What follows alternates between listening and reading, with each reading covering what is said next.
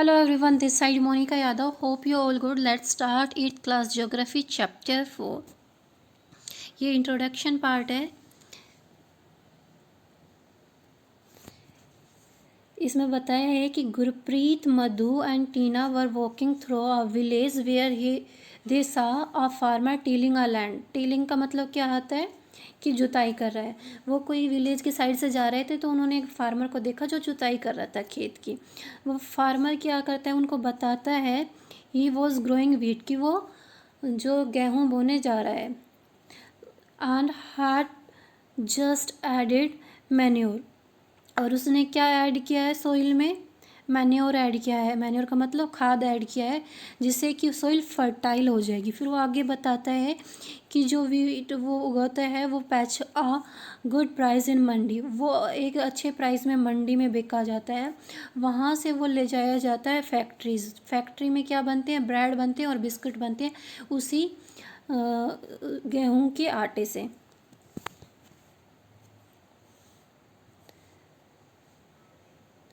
This transformation from plant to finished product. Transformation का मतलब ये परिवर्तन ही होता है कि जहाँ देखो गेहूँ से क्या बन रहा है, ब्रेड और बिस्किट बन रहे हैं. ब्रेड और बिस्किट क्या है, एक फिनिश्ड प्रोडक्ट है, एक फिनिश्ड प्रोडक्ट है. तो ये ट्रांसफॉर्मेशन जो हो रही है उसकी ये 3 एक्टिविटीज़ को इन्वॉल्व करती है, इकोनॉमिक एक्टिविटीज़ को. वो क्या है, उनको बोलते हैं प्राइमरी, सेकेंडरी और टर्सरी एक्टिविटीज़. ठीक है, अभी हम बात करते हैं प्राइमरी एक्टिविटी की.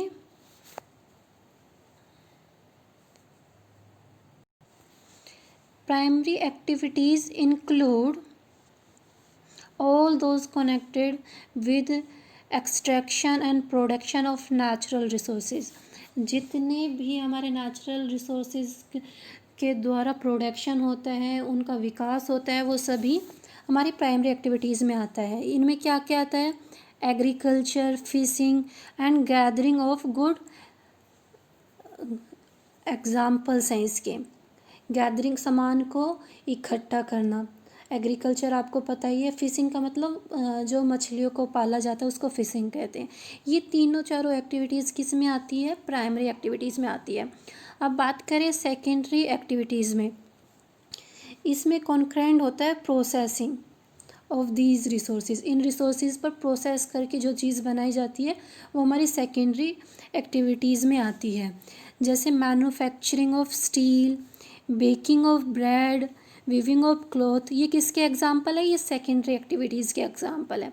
अब बात करें टर्सरी एक्टिविटीज़ की. टर्सरी एक्टिविटीज़ क्या करती है, सपोर्ट प्रोवाइड करती है प्राइमरी और सेकेंडरी सेक्टर्स को. तो उसमें क्या आता है, ट्रांसपोर्ट आता है, ट्रेड आता है, बैंकिंग आता है, इंश्योरेंस आता है और एडवर्टाइजिंग आती है. ये तीनों आती है टर्सरी एक्टिविटीज़ में. जैसे अभी वही वीट का एग्जांपल ले लें, किसान ने वीट उगाया तो वो क्या है, प्राइमरी एक्टिविटीज़ है. फिर ट्रैक्टर के द्वारा उसको फैक्ट्रीज़ में ले जाया जाता है, ट्रैक्टर का यूज़ किया जाता है, ये मतलब ट्रांसपोर्ट का यूज़ किया जा रहा है. तो ये टर्सरी एक्टिविटी है. और जब उसके आटे से ब्रेड बनाया जाता है तो वो है सेकेंडरी एक्टिविटी. यहाँ एग्रीकल्चर वर्ड का मीनिंग दिखाया गया है कि एग्रीकल्चर वर्ड का ओरिजिन कहाँ से हुआ, उसकी उत्पत्ति कहाँ से हुई है. The word agriculture is derived from Latin word ager और agri means soil and culture means cultivation. जो एग्रीकल्चर वर्ड है लेटिन का दो वर्ड के मिलकर बना है, एगर और कल्चर. एगर का मतलब होता है सोइल और कल्चर का मतलब होता है कल्टीवेशन.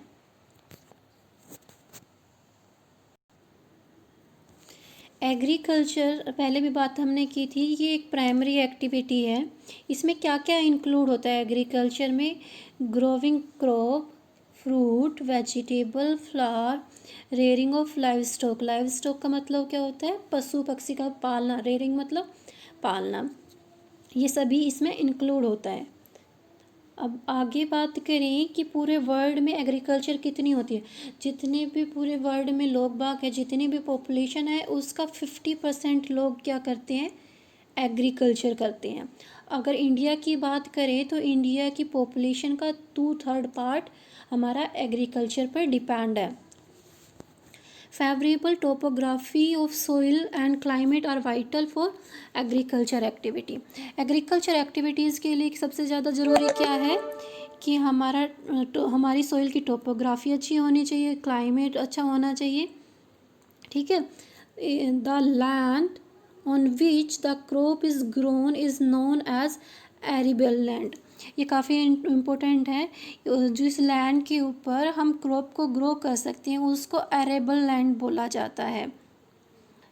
आगे वाली लाइन में कुछ इतना इम्पोर्टेंट नहीं है, यही दिखाया गया है कि नेक्स्ट पेज पे एक मैप है, उसमें ये दिखाया गया है कि कितनी लैंड हमारी एरेबल लैंड है, मतलब जिस पर हम फसल उगाते हैं। वर्ल्ड की पूरी लैंड उस पर शो की गई है। इस पेज पे वर्ल्ड मैप दिखाया गया है। वर्ल्ड मैप पे ये दिखाया गया है कि कितनी लैंड हमारी इरेबल है, मतलब यूज़ करने लायक है। जो ये ग्रीन लैंड दिखाई दे, जितने भी ग्रीन साइन है, ये हमारी इरेबल लैंड है।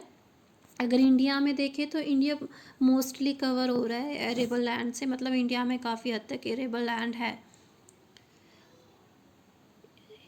कीवर्ड्स हैं यहाँ पे, एग्रीकल्चर है। एग्रीकल्चर का मतलब क्या है? Science and art of cultivation. मतलब एग्रीकल्चर क्या है? फसल को उगाने की एक कला है या एक साइंस है। इसमें क्या आता है? राइजिंग क्रॉप, क्रॉप को उगाया जाता है। Rearing live stock, rearing live stock का मतलब पशुपालन का पालन करना। It is also called farming, इसको फार्मिंग भी बोलते हैं। अब दूसरा वर्ड है सैरी प्लस कल्चर, इसका बनता है सैरीकल्चर। सैरीकल्चर का मतलब क्या है? जो हमारा सिल्क का कपड़ा होता है ना, वो सिल्क वॉर्म से बनता है, तो सिल्क वॉर्म का भी कमर्शियली काफ़ी अच्छा यूज़ है। तो कमर्शियली रेयरिंग किया जाता है सिल्क वॉर्म को। That is supplement of income for farmer. इससे क्या होता है कि फार्मर की इनकम होती है। सिल्क वॉर्म को वो पालते हैं, जिससे फिर उसका कपड़ा बनाया जाता है, उससे इसकी इनकम होती है। अब बात करें पीसी कल्चर की। पीसी कल्चर में क्या होता है? Breeding of fish is specially constructed tank and ponds. जो विशेष रूप से निर्मित टैंक और उसमें पोखरों में मछली का पालन पोषण किया जाता है, इसको बोलते हैं पैसी कल्चर। फिर है वीटी कल्चर। वीटी कल्चर में क्या होता है? कल्टीवेशन ऑफ ग्रेप्स, ग्रेप्स की कल्टीवेशन होती है। लास्ट है हमारा हॉर्टिकल्चर। हॉर्टिकल्चर में क्या होता है? ग्रोविंग वेजिटेबल, फ्लावर और फ्रूट्स फॉर कमर्शियल यूज़, मतलब इनको बेचने के लिए उगाया जाता है। ये किसका हिस्सा है? हॉर्टिकल्चर का। विस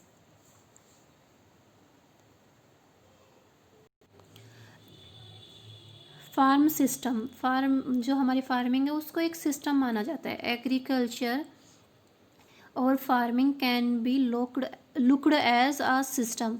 इनको किसकी तरह देखा जाता है? इनको एक सिस्टम के रूप में देखा जाता है। The important inputs are seeds, fertiliser, machinery and labour. जो इसके महत्वपूर्ण इनपुट्स क्या हैं? सीड्स है, फर्टिलाइज़र है, मशीनरी है और लेबर है।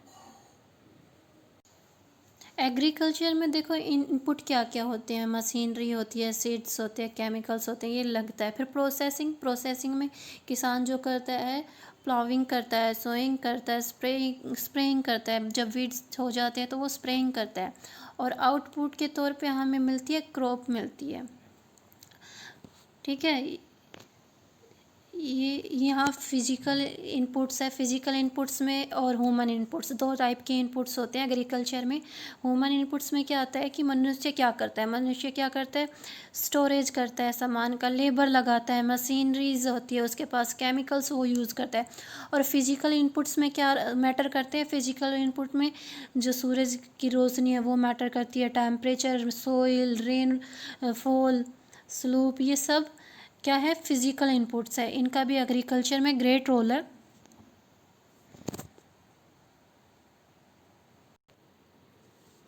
यही इसमें एक्सप्लेन किया गया है। सम ऑपरेशन क्या होते हैं? ये किसान क्या करता है? पुलिंग करता है, स्लोइंग करता है। पुलिंग मतलब जो हल से जोतता है, सोइंग मतलब बीजों को बोता है, इरिगेशन करता है, पानी देता है, वीडिंग का मतलब होता है खरपतवार होती है, जो खरपतवार को हटाने के लिए स्प्रेइंग वगैरह करता है। हार्वेस्टिंग फसल को काटता है, और आउटपुट के रूप में उसको क्या मिलती है, क्रॉप मिलती है। अगर भेड़ पालता है तो वूल मिलती है। पशुपालन करता है तो उसको डेयरी प्रोडक्ट मिलते हैं। अगर मुर्गी वगैरह पालता है तो उसको पोल्ट्री प्रोडक्ट्स मिलते हैं। ये चीज़ उसको आउटपुट के रूप में एग्रीकल्चर में मिलती है। This flow chart is about type of farming. Farming कितने टाइप की होती है, तो फार्मिंग 2 टाइप्स की होती है, सब्सिस्टेंस फार्मिंग और कमर्शियल फार्मिंग। जो आत्मनिर्वाह के लिए की जाती है उसको तो सब्सिस्टेंस फार्मिंग कहते हैं, और जो वाणिज्य के लिए की जाती है उसको कमर्शियल फार्मिंग कहते हैं। अब सब्सिस्टेंस फार्मिंग भी 2 टाइप की होती है, इंटेंसिव सब्सिस्टेंस फार्मिंग और प्राइमरेटिव सब्सिस्टेंस फार्मिंग। और कमर्शियल फार्मिंग भी 3 टाइप्स की होती है, commercial, grain farming, mixed farming और प्लांटेशन। अभी टाइप ऑफ फार्मिंग बताया है। Farming is practise in various way across the world के अलग अलग हिस्सों में अलग अलग तरीके से फार्मिंग की जाती है, depending upon the geographical condition, demand of produce and labour level of technique. Farming can be classified into 2 types. मतलब कैसी हमारी जोग्राफिकल कंडीशन है, कितना हम प्रोड्यूस करते हैं, हम कितना लेबर लगा रहे हैं और कौन सी टेक्निक्स का यूज़ कर रहे हैं, इस आधार पर फार्मिंग को 2 टाइप्स में क्लासिफाइड किया गया है, सब्सिस्टेंस फार्मिंग और कमर्शियल फार्मिंग। ठीक है, 2 टाइप्स में डिवाइड किया गया है। ये इंटरेस्टिंग फैक्ट है। ऑर्गेनिक फार्मिंग, ये भी एक टाइप है फार्मिंग का। इसमें क्या किया जाता है, ऑर्गेनिक चीज़ों का यूज़ करके फार्मिंग की जाती है। ऑर्गेनिक मैन्योर होता है, मतलब जैविक खाद होता है, नेचुरल पेस्टिसाइड्स होते हैं का यूज़ किया जाता है, केमिकल पेस्टिसाइड्स का यूज़ नहीं किया जाता, और जेनेटिक मॉडिफिकेशन का भी यूज़ नहीं किया जाता। सब्सिस्टेंस फार्मिंग में क्या होता है, this type of farming is practise to meet the need of farmer family. ये ज़्यादातर क्या होती है कि जो फार्मर की फैमिली है उसकी नीड को पूरा करने के लिए ही किया जाता है। ट्रेडिशनली होती है और लो लेवल की टेक्निक यूज़ की जाती है। घर में जितने लोग होते हैं वो एज अ लेबर काम करते हैं, और जो इसमें आउटपुट होता है वो भी स्मॉल होता है। ठीक है, जो सब्सिस्टेंस फार्मिंग है वो आगे जाके 2 पार्ट्स में डिवाइड की गई है। मैंने पहले भी बताया था, इंटेंसिव सब्सिस्टेंस और primitive subsistence farming. Intensive subsistence farming में क्या होता है, the farmer cultivates a small plot of land using simple tools and more labour. छोटे प्लॉट पे उगाता है, सिंपल टूल्स का प्रयोग करता है, बट लेबर ज़्यादा लगाता है। अब बात करें क्लाइमेट कैसा होता है, large number of day with sunshine, जहाँ धूप ज़्यादा दिनों तक रहती है। मतलब कोल्ड रीजन में ऐसा नहीं होता, ये कहाँ होता है जहाँ पर धूप लगातार ज़्यादा दिनों तक रहती है, और जो लैंड जो है वो फर्टाइल होती है, permit growing of more than 1 crop annually. मतलब साल में जिस लैंड पे 1 से ज़्यादा क्रॉप हम लगा सकते हैं वहाँ पे ऐसी एग्रीकल्चर होती है। राइस क्या है, इस एग्रीकल्चर की मेन क्रॉप है। अदर क्रॉप्स क्या हैं, गेहूँ है, बाजरा है, दालें हैं और ऑयल सीड्स हैं। Intensive subsistence agriculture is prevalent in thick populated area of monsoon region of south और south east and east Asia. जो ये हमारी इंटेंसिव सब्सिस्टेंस एग्रीकल्चर वो कौन से रीजन में होती है, जो बहुत ज़्यादा पॉपुलेटेड है, मॉनसून रीजन, जहाँ पर मॉनसून में बारिश होती है, उन एरिया में ये जो एग्रीकल्चर होती है। प्राइमेटिव सब्सिस्टेंस एग्रीकल्चर में क्या इंक्लूड होता है, शिफ्टिंग कल्टीवेशन एंड न्यूमेडिक हर्डिंग। अभी शिफ्टिंग कल्टीवेशन के बारे में और न्यूमेडिक हर्डिंग के बारे में हम अच्छे से पढ़ेंगे। यहाँ एक ना जानने वाली बात ये भी है कि इस शिफ्टिंग कल्टीवेशन को ही झूमिंग भी बोला जाता है। ईस्ट नॉर्थ ईस्ट इंडिया में, और इसको मिल्फा बोला जाता है मैक्सिको में, इसको रोका बोला जाता है ब्राज़ील में, और लदांग बोला जाता है मलेशिया में। ये इसी जो कल्टीवेशन के नाम हैं। अब मैं बताती हूँ कि इस कल्टीवेशन में होता क्या है। जो शिफ्टिंग कल्टीवेशन है उसकी प्रैक्टिस होती है थिकली फॉरेस्टेड एरियाज़ में। ये एरिया कौन कौन थे? अमेज़न बेसिन है, ट्रॉपिकल अफ्रीका है, part of south east Asia और नॉर्थ ईस्ट इंडिया है। नॉर्थ ईस्ट इंडिया में जो हमारे शिफ्टिंग कल्टीवेशन होती है, नॉर्थ ईस्ट इंडिया में इसको जूमिंग के नाम से जाना जाता है। तो इसमें क्या होता है, there are the area these are the area of heavy rainfall. ये जितने भी रीज़न है ना, जितने भी एरिया हमने बताए हैं, यहाँ पे हैवी रेनफॉल होती है और जो क्विक रिजर्नेशन हो जाती है प्लांटेशन की, वेजिटेशन की, मतलब जो भी हम उगाना चाहते हैं वो जल्दी से उग जाता है। A plot of land is cleared and peeling the tree and burning them। इसमें क्या किया जाता है, जब एक प्लॉट को तैयार किया जाता है, जितने भी वहाँ पे पेड़ पौधे हैं उनको तोड़कर वहीं पे छोड़ दिया जाता है और फिर उसको जला दिया जाता है। इस तरह से उसको तैयार किया जाता है। उसकी राख को जो है सोइल में मिला दिया जाता है। और यहाँ पे क्रॉप क्या क्या उगती है? बाजरा होती है, याम मतलब होता है शकरकंदी, पटैटो और कसावा उगाया जाता है। जब सोइल अपनी फर्टिलिटी को लूज़ कर देती है तो लैंड को छोड़ दिया जाता है और कल्टीवेटर किसी दूसरे प्लाट पे चला जाता है ग्रो करने के लिए। मतलब उस जगह को छोड़ दिया जाता है, इसीलिए इसको शिफ्टिंग कल्टीवेशन कहा जाता है। इस कल्टीवेशन को दूसरे नाम से भी जाना जाता है, स्प्लश एंड बर्न एग्रीकल्चर के नाम से भी जाना जाता है। नोमैडिक हर्डिंग में क्या होता है, ये प्रैक्टिसाइज होती है सेमी एरिड और एरिड रीजन में। ये कौन कौन से है? सहारा, सेंट्रल एशिया और कुछ पार्ट है इंडिया के भी जहाँ पे ये होती है। इनमें आता है राजस्थान एंड जम्मू और कश्मीर। इसमें क्या होता है कि जो हर्डमैन होता है, जो पशुओं को पालता है, वो एक स्थान से दूसरे स्थान पे अपने पशुओं के साथ जाता है फोडर और वाटर की सर्च में। ये एक डिफाइंड रूट होता है इनका, उसी मार्ग से ये आते हो जाते हैं। ये अपने साथ रखते हैं शिप को, कैमल को, याक को, गोट को, ठीक है। इनसे इनको क्या मिलता है? मिल्क मिलता है, मीट मिलती है, वूल मिलता है। आप लोगों ने भी देखा होगा कि इनको घुमंतु पशु चारक भी बोलते हैं, जो अपने पशुओं को साथ में लेते हुए चलते हैं ना। यहाँ पे भी बहुत से बार हम लोग देखते हैं कुछ लोग अपने पशु को साथ के साथ लेके चलते हैं, तो वो क्या होते हैं? नोमैडिक हर्डिंग का एक पार्ट होता है। ये राजस्थान के एरिया में ज़्यादा पाई जाती है और जम्मू कश्मीर के में, इंडिया में। कमर्शियल फार्मिंग में क्या होता है? जो मुनाफे के लिए की जाती है। इसमें जो फसलें उगाई जाती हैं, जो एनिमल पाले जाते हैं, उनको क्या किया जाता है? सेल किया जाता है मार्केट में। जो इस फार्मिंग में एरिया होता है कल्टिवेटेड, वो ज़्यादा होता है, लार्ज एरिया होता है और काम मशीनों के द्वारा किया जाता है। Commercial farming include commercial grain farming. इसमें क्या क्या होता है? एक तो ग्रेन फार्मिंग होती है, दूसरी मिक्स्ड फार्मिंग होती है और तीसरी होती है plantation agriculture. In commercial grain farming crop are grown for commercial purpose.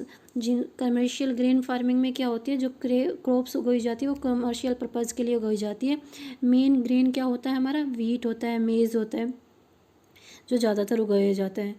ये कौन कौन से एरिया में उगाई जाती है? नॉर्थ अमेरिका में, यूरोप में, एशिया में, जो स्पार्सली पॉपुलेटेड एरिया होते हैं, मतलब जहाँ जो ज़्यादा पॉपुलेटेड एरिया नहीं होते और जहाँ हमें लार्ज लैंड मिल जाती है। जो ये एरिया है ना, जितने भी ये एरिया है, इनमें विंटर बहुत ज़्यादा होती है, तो यहाँ विंटर में फसल नहीं उगाई जाती, इसीलिए एक सिंगल फसल यहाँ उगोई जाती है। जो कमर्शियल ग्रेन फार्मिंग में सिंगल फसल उगोई जाती है। अब बात करें मिक्स्ड फार्मिंग की। मिक्स्ड फार्मिंग में क्या होता है, जो लैंड जो है वो यूज़ होती है ग्रोइंग फूड उगाने के लिए। फोडर क्रॉप कौन सी होती है, जो पशुओं को चारा खिलाने वाली क्रॉप है, जैसे कि ज्वार हुई, ये हुआ।